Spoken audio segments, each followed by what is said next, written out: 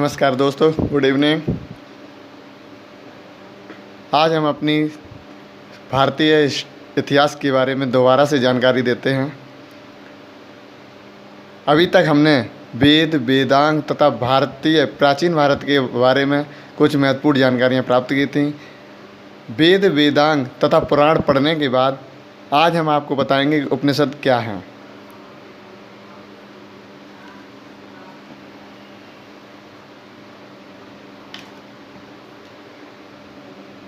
उपनिषद हमारे वेद, वेदांग तथा पुराण पढ़ने के बाद आते हैं। उपनिषद का अर्थ होता है समीप बैठना या गुरु के समीप बैठकर ज्ञान प्राप्त करना ही हमारा उपनिषद कहलाता है। उपनिषद किसी न किसी वेद के अंतर्गत आते हैं।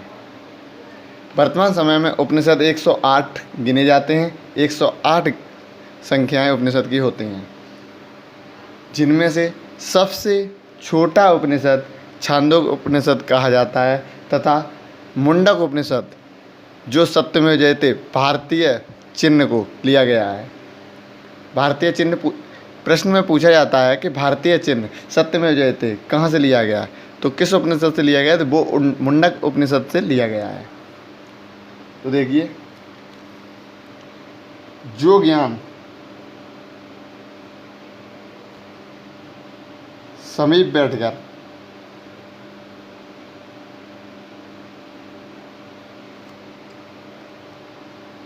व्यवधान रहित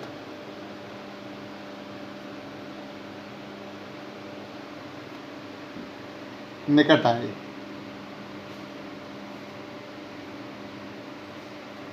या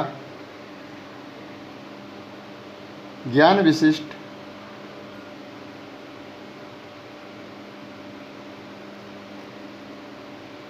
तथा संपूर्ण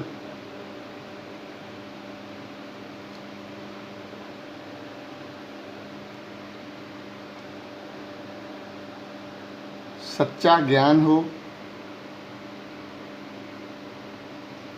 वही हमारा उपनिषद कहलाता है।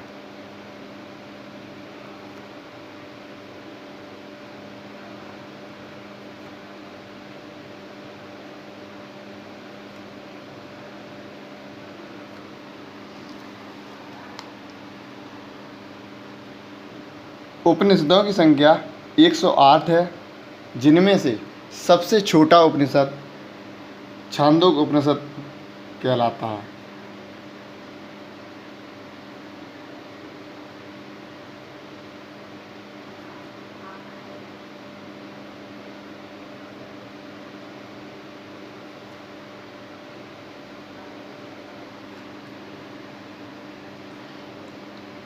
एक 108 उपनिषदों में से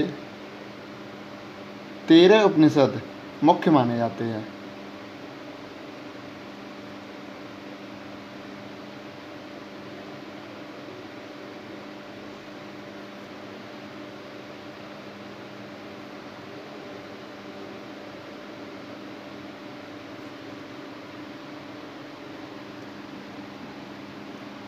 सबसे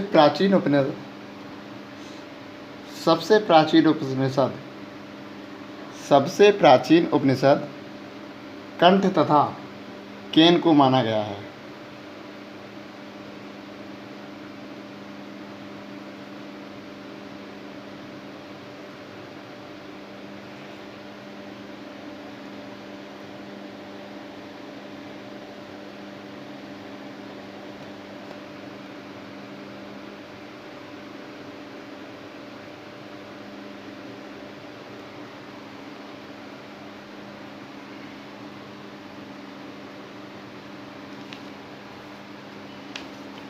इस प्रकार आज हमारे प्राचीन भारतीय इतिहास के अंतर्गत धर्म ग्रंथ से सभी अध्याय पूर्ण होते हैं, जिनमें हमने क्या पढ़ा आपको बताते हैं।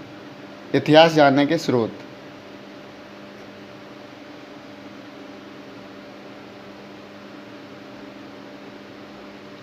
इतिहास जानने के स्रोत से हमने क्या क्या पढ़ा, तो इतिहास जानने के स्रोत में 4 प्रकार के इतिहास जानने के स्रोत हैं। 4 तरीके से इतिहास को पढ़ा जाता है, जिनमें पहला आता है धर्म ग्रंथ। फिर आता है ऐतिहासिक ग्रंथ,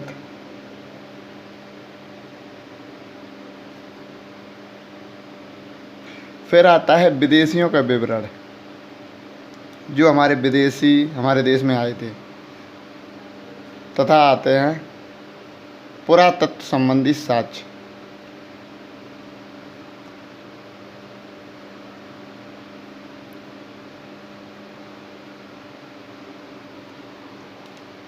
हमने धर्म ग्रंथ में क्या क्या पढ़ा? धर्म ग्रंथ के अंतर्गत हमने वेद पढ़े, जिनकी संख्या 4 है। वेदांग पढ़े, जिनकी संख्या 6 है। पुराण पढ़े, जो कुल 18 हैं, जिनमें से 5 पुराण मत्स्य पुराण, वायु पुराण, भगवत पुराण, विष्णु पुराण तथा ब्राह्मण पुराण हैं।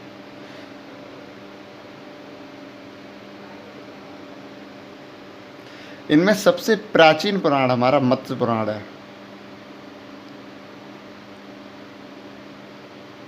मत्स्य पुराण हमारा सबसे प्राचीन माना गया। फिर हमने पढ़े उपनिषद,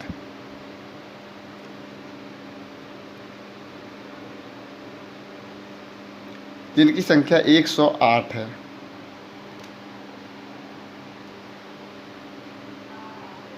आज हम पढ़ेंगे, हमारे धर्म ग्रंथ पूरे होते हैं, आज हम ऐतिहासिक ग्रंथ पढ़ेंगे।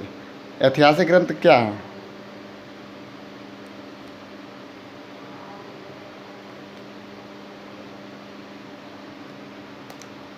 ऐतिहासिक ग्रंथ में एक तो आता है आगम, ऐतिहासिक ग्रंथ में सबसे महत्वपूर्ण बात होती है स्मृति। तो स्मृतियाँ कितनी हैं? स्मृतियाँ 2 हैं। एक है मनुस्मृति और दूसरी है नारद स्मृति।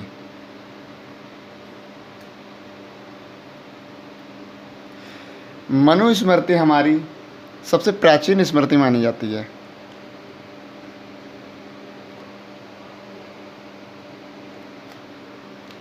जो शुंग वंश से संबंधित है। जो हमारा शुंग वंश है, जो पुष्यमित्र शुंग शासक था, शुंग वंश से संबंधित मनुस्मृति मानी जाती है।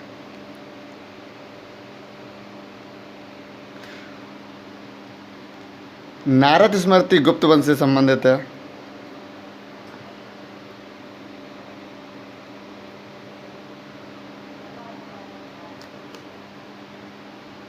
अब बात आती है जातक।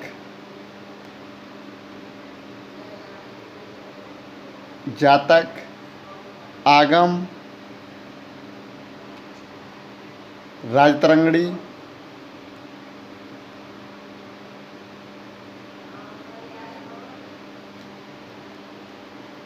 आपको याद होगा एक पुस्तक का नाम है अर्थशास्त्र, जो राजनीति से संबंधित है। अर्थशास्त्र के लेखक चाणक्य को कहा जाता है, जो चंद्रगुप्त प्रथम के प्रधानमंत्री थे। जो मौर्य शासन था, मौर्य शासन में एक राजा थे चंद्रगुप्त मौर्य, उनका प्रधानमंत्री था तथा उनका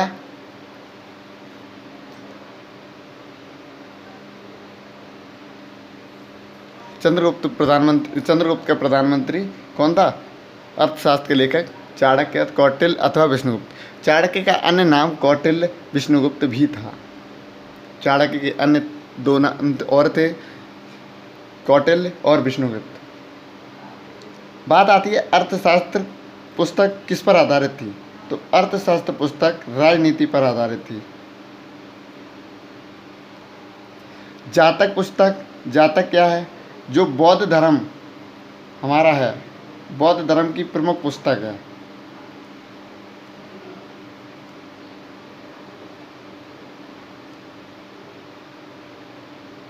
तथा आगम जैन धर्म की प्रमुख पुस्तक है।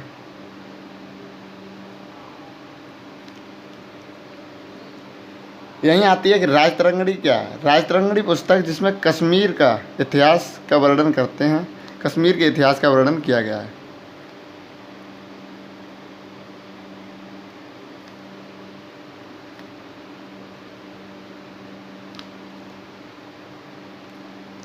आपको बताते हैं कि जैन धर्म कितने भागों में बांटा गया। जैन धर्म 2 भागों में बांटा गया है।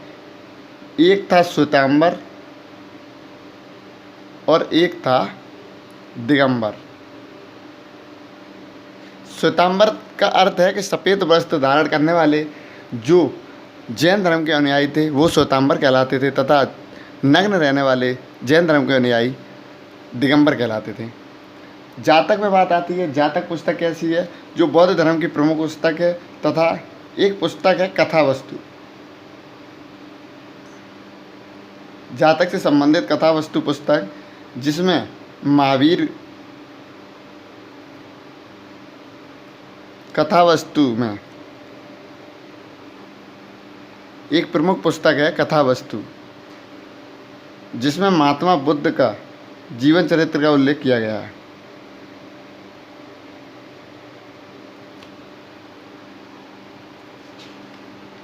उसके बाद बात आती है चचनामा पुस्तक।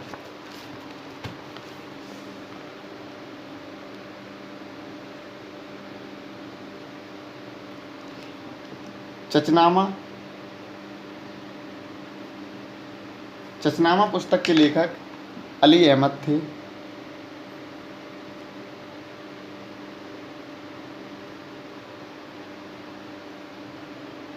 इसमें भारत पर हुए अरबों द्वारा आक्रमण का उल्लेख किया गया है।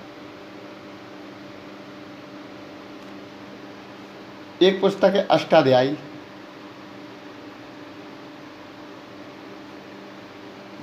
अष्टाध्यायी संस्कृत भाषा व्याकरण की प्रथम पुस्तक है, जिसे पाणिनि द्वारा लिखा गया है।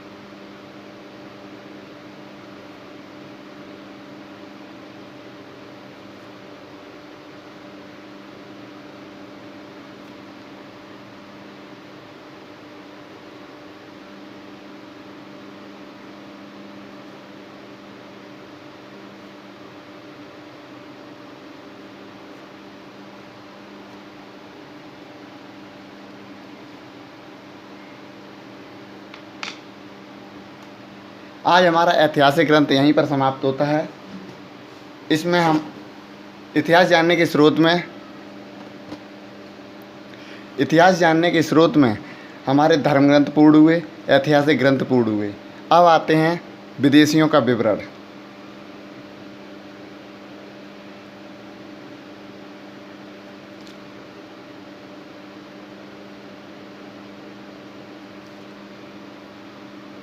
आपको बताते हैं कि विदेशियों का विवरण में जो हमारे विदेशी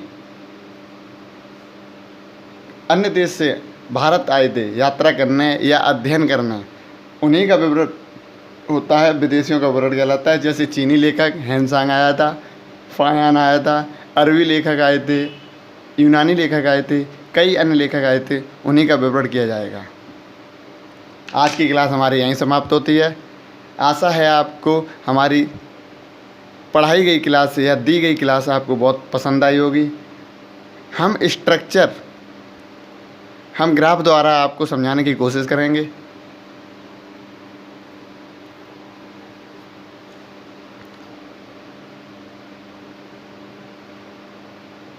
हमारा चैनल रोजगार विद SB एकेडमी